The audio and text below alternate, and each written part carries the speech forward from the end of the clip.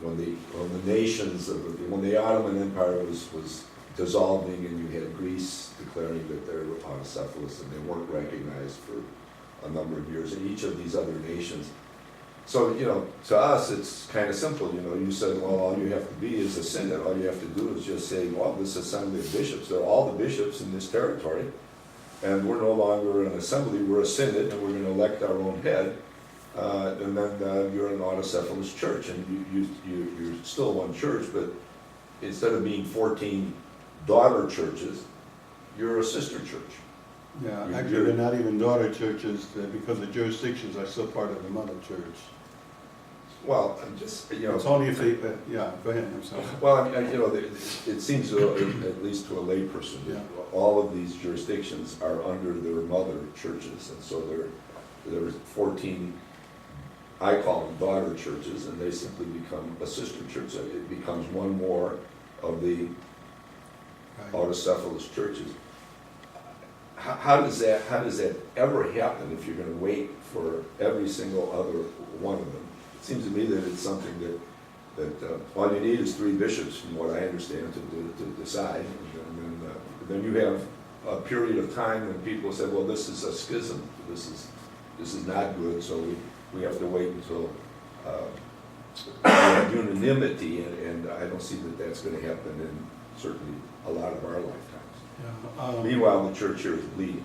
I don't think anybody can doubt the fact that we're losing generations of faith. It's not easy to discuss with people who have no idea of the church as being larger than their own parish. And even parishes are parochial in the sense of saying even sometimes they don't want to be really too tied to a diocese. They'd rather be kind of just, parochial. So how do we explain that? I don't think it's ever possible for every person to understand it. But what I do believe is that every good Orthodox Christian, together with the priest and with the bishop, it would be understood and explained that this is how the church is everywhere. Church is local. Church is organized by territory. In this territory we have 4 bishops in various parishes of different backgrounds. Now we're going to have 1 bishop. Those parishes will continue. They'll continue to use the languages they use. But instead of having 4 bishops, one claiming the same territory, there'll be 1 bishop, and he'll have jurisdiction over those. Now, Mr. Grindich, who's a very clever man, he sent out a survey recently to the bishops, and the survey was, I don't remember all of the questions, they were all very pertinent. One was something like, if you were the bishop over a territory in which there were various groups using various liturgical languages, would you be comfortable in serving them? Yes or no, 1, 2, 3, 4, 5, whatever it was. Another one was, is the calendar an issue for you? And that was interesting. They took 4 major groups. They took the Greek Archdiocese, OCA, Antiochian, and Rocourt. And the OCA bishop said calendars are not an issue. And with the Greek Archdiocese, there were some, but it wasn't a major issue. And the Antiochians, it was kind of an issue for some, but not really. But with the Rocourt, it was totally an issue. Totally an issue. So how do you go from those who say it's no issue to those who say it is an issue, it has to be resolved? So those parishioners who attend church in a Rocourt church, well, right now they're an old calendar. My parishes are a new calendar. Somehow we still serve together. Somehow their people can come to mine for liturgy and mine go to theirs. So I don't see that as the issue. It is an issue for some, but I think it's nothing that can't be overcome. But for the individual person who's been taught old calendar, or the Julian calendar as it's called, they see that as a pillar in their orthodoxy. So it's up to the bishops to say it is a pillar. It's our tradition. We believe that this is essential for us or very important for us. However, we also recognize that the rest of the church does not all use the old calendar, the Julian calendar. So we can continue.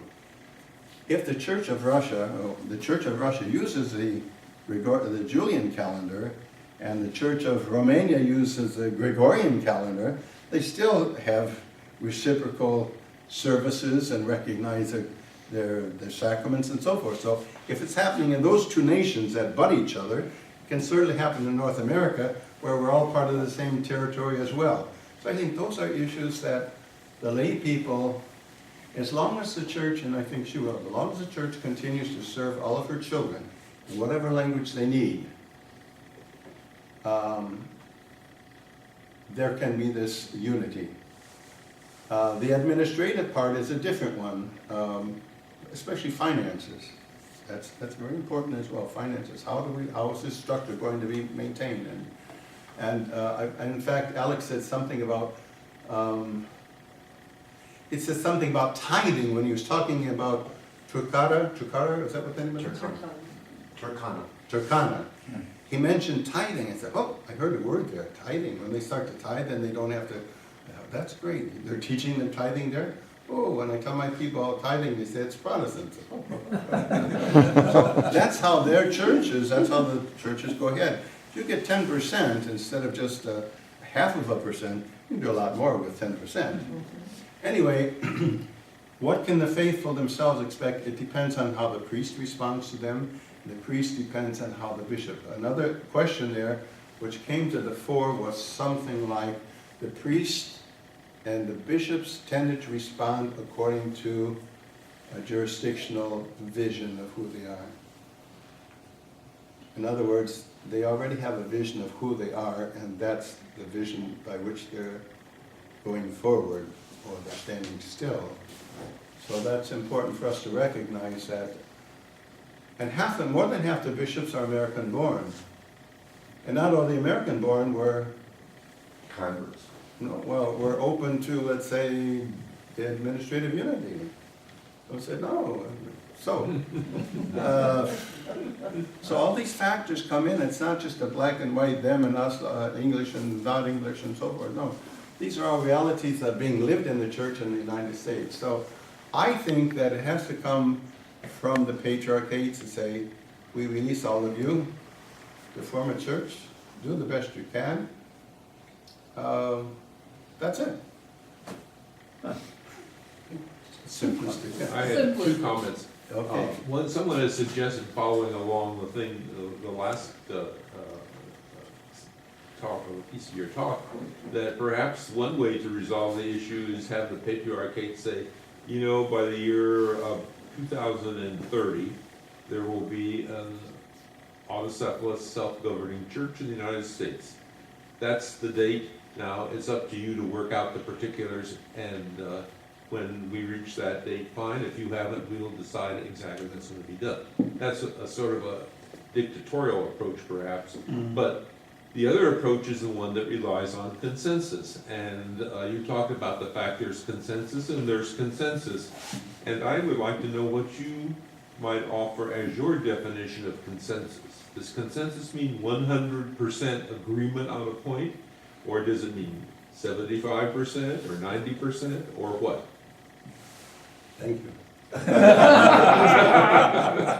50 plus 1. Your first question, though, was that the patriarchates would just come down and say, this is it. By a certain date, you But, yeah, decide and how that's it's going to be that's done. what next year is supposed to be, 2016. I think. We've had a number of years to prepare this, and we've had 5 years even now. So I would say that the first year or so was a feeling out of who we are, who are you, and I know you, and now I see your face, and now I have to sit next to you and have coffee with you. So I think that we've gotten over that, but I don't think that it was a primary issue for the hierarchs. I perceived at the first meeting that it was not a primary issue for most of them. It was just, we're here, our mother churches said we have to come, this is the assembly, isn't it nice? But to say that from then on they said, golly, we've got 5 years to put this together, let's work night and day, let's really put our problems out there and, you know, didn't see it. It might just have to be that it comes from the church, which said, this is a diaspora problem, we created it, now it's up to us, the church, but with a blessing from the patriarchate. So what was the second one, I'm sorry? It was about consensus, your thoughts on what does consensus Yes, mean? consensus. I know that that's putting you on the spot, I don't. No, I don't think so. I mean, to me, a consensus is a consensus of our room that I stopped there, yes. That's a consensus. You're all gonna say yes, right? Yes. Some of you may say, well, let's go on a little bit more. But I think consensus means, in general, there's at least this willingness to go forward to the next step. It's like climbing a number of steps, I think. You say, this is step one, okay, step two, oh, it's getting a little steep now, let's wait a little. So I think consensus means as far as you're able to go without somebody backing out totally and working out those things. I have no definition of it. I think His Eminence tried very hard to have a consensus of what consensus means, and it didn't really happen. So I think as chairman, it's up to him to keep it moving. And with the other members of the secretariat, he's trying to do that. And with these committees, I would say the committees in general, except for the one on reforming, the one on youth is very good. Some are lousy, did nothing. Is that still on? It is. I'm sorry, no, I mean, that's reality. We didn't take it seriously, all of us, we didn't all take it seriously. And as I say, some did. The one on trying to find a format for unified church, the one on youth, there are some other ones that are equally Pastoral important. care. I'm sorry? Pastoral care. Pastoral care. You know, I was on a committee called Clergy Affairs. And at our first meeting, I said, I don't think that's a good title. So we changed it to Clergy Matters. But that's a very important one, and it did nothing. Did nothing. Did nothing. So I think that I think that yes, consensus means something that you can go, and when there's a consideration to be hesitant, talk it out and go further. But that consensus, I believe, can only be fulfilled totally by the church, which means the council. That's George had something. I was understanding that the report, the consensus was due by June, so that it could go on to the next step in Europe. Now, if they're not meeting in March, and the report is due in June, what happens? Will there be a report in June? There has to be some kind of a statement to the pre-conciliar committee By June. by June. So in September, what will the assembly, God bless you. Excuse me. Consensus. Gesundheit. Gesundheit. That's the word. Gesundheit, not consensus. Okay. His Eminence can only do what he can do. So I'm assuming that because there were not enough or many re-proposals, in addition to the two that had been given, that he considered it's not useful to have a meeting in March, but we will have the one in September, and at that one, and if there's something in June, of course, I believe he wouldn't just send out something to the pre-conciliar commission without having sent it to all the bishops first. So that's what I assume will happen by June, and September we'll continue with whatever committee reports we have. Or John, you ready? Yeah, how long did the Council of Nicaea take? How long did they stay here? Years. A few years. All right, now why is it, this is gonna be a 2-week meeting or something like that? Why don't you stay there until you get something? You asking me? He's not I mean, elected. to propose that, I mean, what's the magic about having all of the bishops get Well- together and, okay, our 2 weeks is up, let's go home? Yeah, it may very well be that once they see, or they have the agenda, it may very well be that they'll say, for this first meeting, this is what we'll do, we'll consider the agenda, and then we'll have a period of time, another year, 2 years, whatever, for, I don't know, I mean, that's I'm talking possible. about the great council that Yeah. they're talking about next year. Right. Why should there be a time limit on that? But don't forget those councils in the past, the first councils, the first 7, had to deal with theology and doctrine, which are much more profound and essential than what's going to be taught at this one. What's going to be taught at this council is not theology, not Christology, not Trinitarian theology. They're practical administrative things. We'll probably be talking about fasting, maybe remarry our clergy, who in the diptychs historically and all those things. So it may just be that this will be an opening session and they'll say, well, we've done what we can at this point and we'll go on. I don't know. But I agree that it doesn't seem like it's much time. And that's where another issue came up. There were those who said we should discuss everything now so that when we get to the council, we can just say we agree. And there are others who said, no, we have to wait till we go to the council and discuss, and then we'll see. Wow. So those are two different points of view as to how the work should be done. Your Eminence, kind of along that line, there is a secretariat Yeah. that is working. Is it working effectively? I mean, it could do a lot of the preparation. They know all the ins and outs by now, what this jurisdiction is saying in that one. Are they working to kind of, between the meetings, to solve some of these issues? Are you speaking about us here or? Yes, here. Oh, here.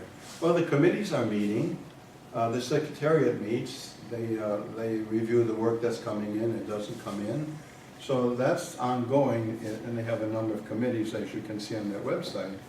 I think Bishop Maxim of the Serbian Diocese in California is the coordinator of these various committees to make sure that things are being done. So that work continues. I think John is referring to have a general council, an ecumenical so-called council, 2 weeks in duration is unthinkable. Your Eminence, you mentioned earlier today to us that you will not be invited, or you didn't anticipate an invitation. Why is that, and what is the criteria to get an invitation? Are you loving me yet? Well, you know, when you give a dinner party, you invite who you want. And maybe your house is this big, so you're not going to invite 1,000. But you invite families, representatives from families, it's enough that they speak for the families. So the fact that we have, I don't know, I assume over 1,000 bishops or more, that's quite a number, logistically and so forth. So I'm assuming that the consensus is, or was, consensus at the patriarchal churches and autonomous is that a certain number of bishops from each church will be invited. Autocephalous churches and autonomous churches. I'm assuming also they'll have some people who are going to come as guests from different churches to see what's happening and so forth. I'm not even sure of the language of this council. Going to be in Greek, French, English, Russian, translators. So, you asked a lot of questions, but I forgot them all. Well, I guess the main thing is, you're an archbishop. Oh, okay, yes. It seems, you know, I would think maybe they want all the archbishops there. How many archbishops are there if there's 1,000 bishops? Maybe 150? 200 maybe? I'm I mean, sure- I don't know. I'm sure there's a number, a sufficient number. I don't think it's, what I understand only is that each church will be allowed a number of bishops, archbishops, bishops, whatever. Patriarchs, I'm assuming, will be there. And so those churches will have representation. The OCA won't have representation as OCA because we're not recognized as an autocephalous church by the whole church. That was something I skipped before, and I'd like to go back to it now so I don't forget it. Really, there's been no agreed upon way in which community is recognized as autocephalous. There are no canons, nothing. It's just how. We had originally the first 4 patriarchates were based on the Byzantine Empire, which was based on the Roman. Major churches, Rome, then in time New Rome, Constantinople, Antioch, and Alexandria. Those were the 4 political divisions of the Roman Empire. And I won't go into the other, like Jerusalem and so forth. So those 4 provinces, or not provinces, those 4 major areas of division, the Church of Rome in time went her own way. So you have Constantinople, which I believe is the only church that granted, allowed autocephaly in her territories. I don't think there's Antioch did not grant anything, maybe Church of Georgia for some reason. The Church of Alexandria didn't grant autocephaly to anybody in Africa. So you have the Church of Constantinople, which now has, close by, Church of Serbia, Church of Bulgaria, Church of Romania, the Church of Russia, Greece. Church of Greece. So there was no planned way of how to recognize an entity as being autocephalous. And that's where the rub comes in now. We're trying to say, should it be by declaration of the Patriarch of Constantinople? Should it be by all the mother churches who have jurisdictions here, all of them, when they've all said each group here is autocephalous or autocephalic? Is it the church together? So that's something that, and maybe that's how the church is. We're not quite so categoric. You fill this in and, put a round hole in a round peg, or a square hole in a square peg, and that's how it's done. No. So, and let's remember, the church lives in the real world, which is a political world. So all these churches also have the pressures of living in a society. And society is governed by governments, and governments have their goals and their purposes. So it's not always easy for the church to put aside the reality of where she lives. We know that in the communist times, we know that in the time of the Roman Empire, and other situations. So for the church, and for us too, we live in a real place. We're kind of like children in a way. We think that all that anybody has to do is say, okay, do this, do this, do this, and you are autocephalic. No, we live in a political climate. And the mother churches live in political climates, and they try to say, not only do you have to find salvation for your eternal soul, but you also have this issue of living here and now and where you are in society. So, what covers it all, grace of God. Thank you. Thank you. Thank you. Thank you.